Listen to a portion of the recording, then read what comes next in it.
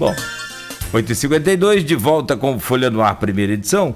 E neste bloco que a gente faz o encerramento, é sempre com o convidado. Hoje, você que está acompanhando, quem está chegando agora, nós invertemos. A Francimara Barbosa Lemos, que nos concedeu uma entrevista, tem agora uma reunião também nesse sistema de videoconferência. Então, a gente traz agora aqui os comentários finais, ao invés de iniciais, sobre os temas que nós destacamos. E tem vários assuntos, né? O que Arnaldo mais demonstrou aí, preocupação, e natural que seja assim, é com relação ao anúncio do novo secretário de Educação. Ontem eu até esqueci de pesquisar aqui, falando que alguns hospitais de campanha, e aí ele citou, me parece que alguns hospitais que estão na capital, não especificou, né?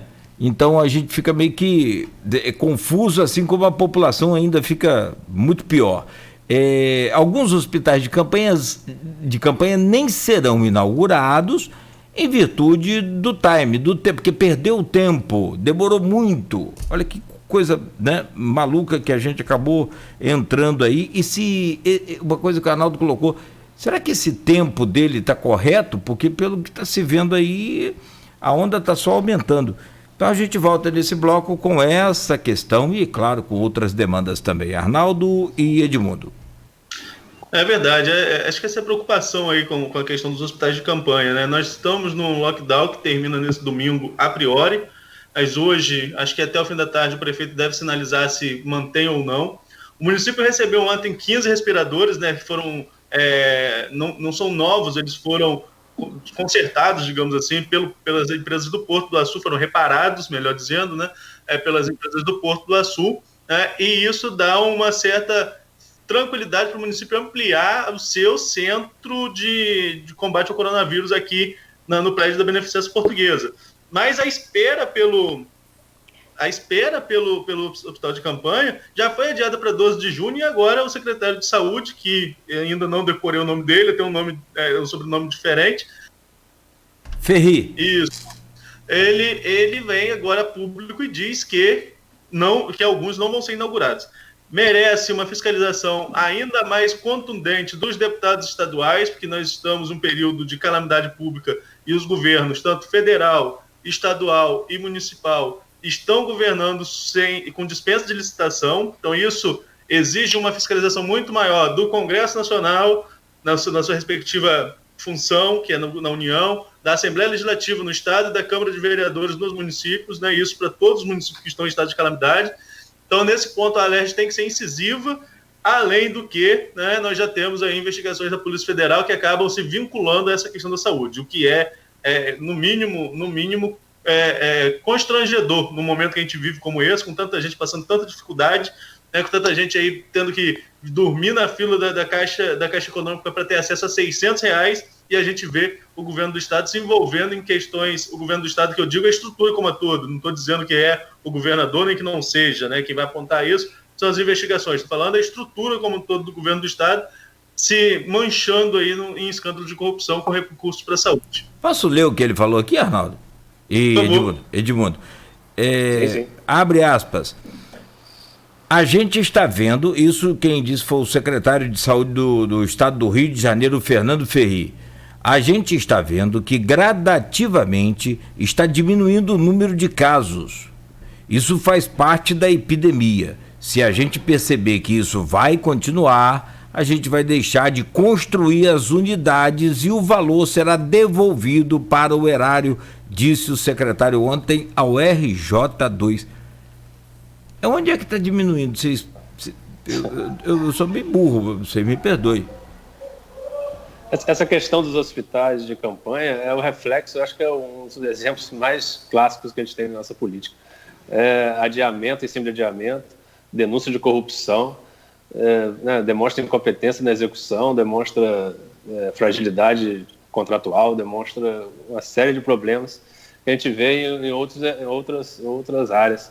E aí, mas no meio de uma pandemia, num assunto tão sensível, tão urgente, a gente ter esse tipo de comportamento, lógico que é reflexo do que vinha sendo feito, mas como o Arnaldo falou, no mínimo vergonhoso a gente ter esse tipo de situação.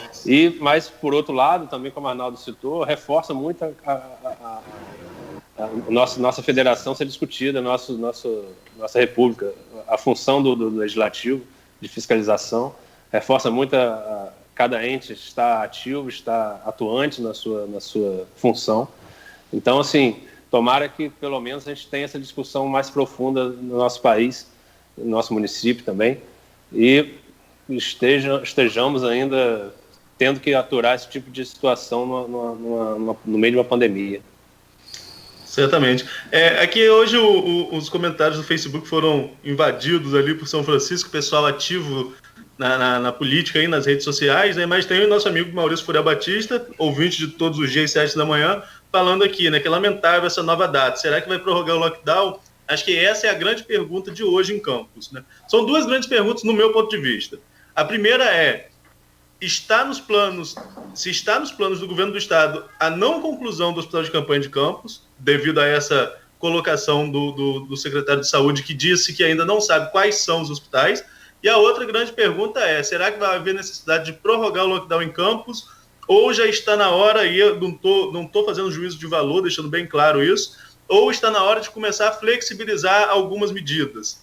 A curva nossa está crescente, né, e com a curva crescente acredito que isso aí deve ser, no mínimo, mantido algumas restrições, né? Não deve se começar, eu acho que não vai abrir agora. Edmundo, tem alguma opinião quanto a isso? Eu conversei com o Quintanilha ontem, ele faz parte do... Verdade, né? Tem esse programa, eu pedi para você falar sobre isso também, um programa que vocês estão fazendo, você e o show, dois blogueiros nossos, inclusive, aqui da Folha, muito nos orgulha. A gente começou essa iniciativa para ouvir sem nenhuma paixão política, como deve ser, a gente tem essa postura, mas tem ouvido algumas pessoas em relação aos temas mais urgentes.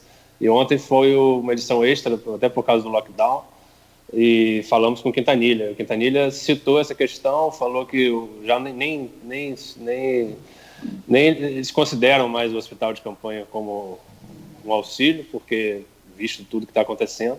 Então o gabinete de crise, segundo ele, já não trabalha com essa hipótese. Em relação ao lockdown, eles estão muito satisfeitos, entre aspas, né?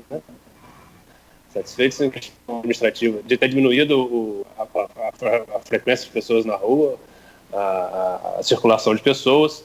Então, eu acredito que eles vão manter essa questão por ter tido algum sucesso na circulação de pessoas e, como você falou, pela curva crescente de casos, né? Então, não acredito que vá ter algum relaxamento agora, não. Eu sei que você conversou recentemente com o Vladimir também, nesse programa que vocês estão fazendo virtual, e tem aqui a pergunta do Maurício Furel Batista.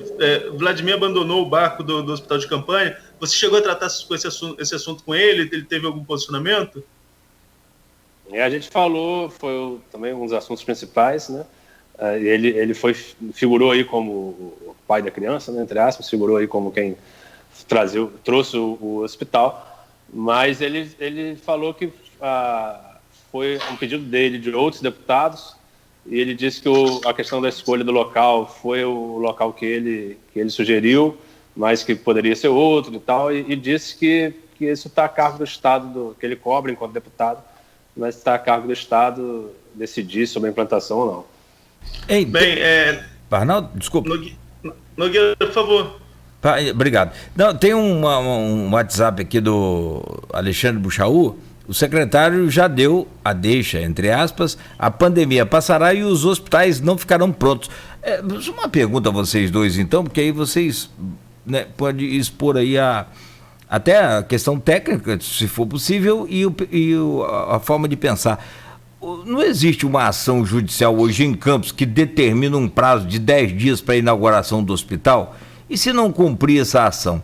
Agora, eu já estive pensando, a gente já viu aí vários casos em que envolve o CPF do gestor. Não seria possível a gente contar com esse sistema também, envolver, assim, a multa ser aplicada ao órgão, no caso prefeitura ou ao governo do estado, e ao administrador também, ao CPF do administrador, porque está se falando... A decisão prevê multa diária a prefeito, governador, secretários de saúde, e a administração da empresa, mas o que acontece é que é uma decisão de piso, né? Acho que toda decisão judicial deve ser respeitada, mas já vem os recursos. E a justiça, por mais que tá aqui. estejamos evoluindo, e o processo digital acho que tem ajudado muito nisso, né? O processo virtual tem ajudado muito nisso, isso demora um tempo até chegar a um desfecho, né? Tomara que não, tomara que a gente tenha um desfecho. Na verdade, tomara que o hospital seja inaugurado. Acho que o principal hoje, como cidadão, né, não sou de Campos, sou da cidade vizinha aqui de São João da Barra, mas eu acho que é o essencial para o norte fluminense é que esse hospital de campanha seja inaugurado com possibilidade de ampliar tanto leitos clínicos como de UTI, até para dar vazão para toda a região. A justiça precisa estar agindo, como você falou, exigindo multa e tal, mas a torcida fica que essas questões todas sejam equacionadas, né? Que a gente possa ter mais essa alternativa de tratamento das pessoas. A gente, enquanto população, enquanto jornalista, enquanto qualquer que seja, a gente quer que essa população, que a gente tenha o socorro quando a gente precisa, nossos familiares, a população. Então, equacionar essas questões no poder, independente de qual esfera for, se mostra essencial para a gente ter mais uns recursos, né, de saúde. Perfeito. Bom, são 9h03. Tem algum outro destaque aí que vocês queiram? Eu só queria, a pedido até do Aloysio, que pediu para destacar o último post dele no blog, né, a gente falou nessa semana aqui, Nogueira, e Edmundo também estava no dia, dessas colocações desastrosas do presidente Jair Bolsonaro no meio dessa pandemia, e também do ex-presidente Lula, que fez uma colocação extremamente desastrosa com relação a essa questão do coronavírus aqui no país, não no mundo, né? Porque quando ele fala que ainda bem que surgiu no mundo inteiro. A gente repudia tanto de um lado quanto de outro, a gente gostaria de deixar isso claro.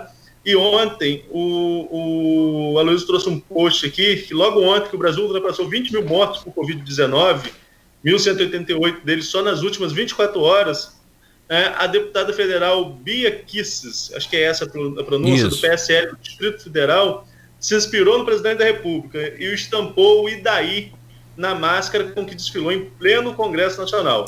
É mais um exemplo da banalização do mal, né, que a gente tem acompanhado tanto aqui, fundamentado após assistir, né, ele traz aqui toda a formação teórica, né, da filósofa judia, eu não sei aqui a pronúncia do nome dela, mas enfim... Qual, Edmundo? Hannah Arendt. Exato, obrigado, Edmundo.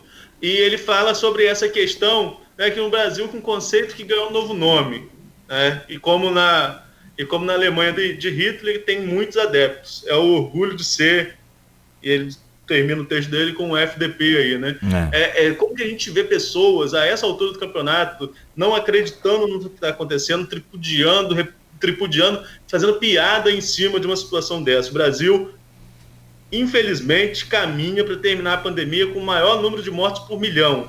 Né? O Brasil caminha para um cenário terrível de liderar um ranking desse. Tem muitos mortos nos Estados Unidos, sim, mas lá a curva começa a decrescer. Você vê na Europa alguns países começando a flexibilizar as medidas. Portugal deu um espetáculo de organização, embora há de se destacar, Portugal é um país muito pequeno, com uma população de 10 milhões. Mas se você pegar o número de mortes na cidade do Rio, já é superior ao número de mortes que Portugal, o país, teve, né, nessa pandemia. Então, a gente infelizmente caminha para isso. Caminha para ser o pior país no controle dessa pandemia, e ainda tem gente brincando, tripudiando em cima disso. Na questão dos números totais, há uma complicação muito grande, confunde a cabeça das pessoas. Números totais são você pega o número ali, Brasil, 20.047 pessoas, Estados Unidos, 95.087 pessoas, são números totais. Agora, quando você transfere para a parte de detalhada, aí você vai envolver número de habitantes, número de idosos, número de comorbidade, número de testes feitos. Então, quando detalha, aí é outra coisa, dá outra dimensão. Mas você tem aqui, Arnaldo, o Brasil já está entre os 5 países com mais de 20 mil mortos. Sim, o número Isso em números absolutos, que eu digo, né? Números, se a gente fizer o cálculo, claro que outros países têm uma população menor, né, vai ter uma taxa de morte maior do que a nossa. Mas também, se a gente pegar nas mesmas tabelas mundiais e ver o número de testes que o Brasil fez em relação aos outros países do mundo, mostra o abandono à ciência, né, a descrença que o país começou a ter com a ciência, fruto muito de discursos como esses, negacionistas, e infelizmente a gente caminha aí para uma coisa muito ruim. E como a gente tem destacado essa semana, desde no programa de quarta-feira, sobretudo, são números que estão começando a ganhar rostos, né? São pessoas que a gente conhece, números que ganham nomes. Acho que e nem assim algumas pessoas se sensibilizam, né? Tami Santiago Azeredo. Tami Santiago Azeredo. Não estou querendo comparar Brasil com Portugal, estou fazendo um paralelo, inclusive, com o número de habitantes, né? Não é comparação. E aqui não só morre de Covid, não. A gente está infelizmente, está crescendo o número de mortes por Covid-19. Mas se você pegar os cartórios e comparar, tem outras mortes que continuam aí acontecendo em todo o país. Besteira, essa coisa de ficar falando que tudo é tudo Covid, me perdoe, mas ou é maldade ou é ignorância mesmo de conhecimento. Perdi um amigo agora, perdi um amigo agora, tem 10 dias aqui de infarto fulminante. Serviu o exército, olha, não tem nada a ver com Covid, era atleta, pastor da igreja, aqui amigo nosso, fez programa na antiga Continental, esteve aqui me visitando tem 15 dias, morreu de Covid, ele deu um infarto fulminante, morreu em casa. Então, e não foi anotado que ele morreu de Covid, não, pelo amor de Deus. Essa postagem da Luísa, Arnaldo e Cláudio, eu li ontem e fiquei perplexo. Ele termina a sua postagem da maneira que acho que deveria terminar mesmo, porque é a perplexidade que a gente tem com esse tipo de atitude. E a gente falou, né, Arnaldo, no programa que a Francimara não pôde comparecer, como que esses líderes, né, tanto o Lula quanto o Bolsonaro, são infelizes nas suas posições, estão sendo infelizes nas suas posições em relação ao Covid. O Lula, ali com sua vaidade, com toda a sua problemática, falando que ainda bem que a pandemia, e Bolsonaro falando que quem é de direita toma cloroquina, quem é de esquerda toma tubaína. Então, e ontem a gente vê uma deputada com uma máscara dizendo, e daí? Isso tem fundamentação teórica, né, é necropolítica, é uma questão tratada em muitos lugares do mundo assim, porém a gente fica perplexo disso acontecendo aqui no presidente do nosso país, né? A banalização do mal, como a Luísa falou. E a questão do governo Bolsonaro... Edmundo, só trazer até para você opinar, eu li um artigo, salvo engano, no Estadão, só não me recordo de quem o autor agora, que falava uma coisa, essas colocações, tanto do Bolsonaro e do Lula, elas não são espontâneas, não, elas são pensadas. Isso é para regimentar um grupo que tanto um quanto o outro tem. Eu até falei isso no programa, o Lula tem muito mais capacidade política que o Bolsonaro, né, tanto de raciocínio, então, independente de gostar dele ou não, estou falando, analisando a capacidade de política, de oratória, né, e ele foi refletido aquela colocação, por mais que ele tenha alegado que pediu desculpa, mas foi refletido.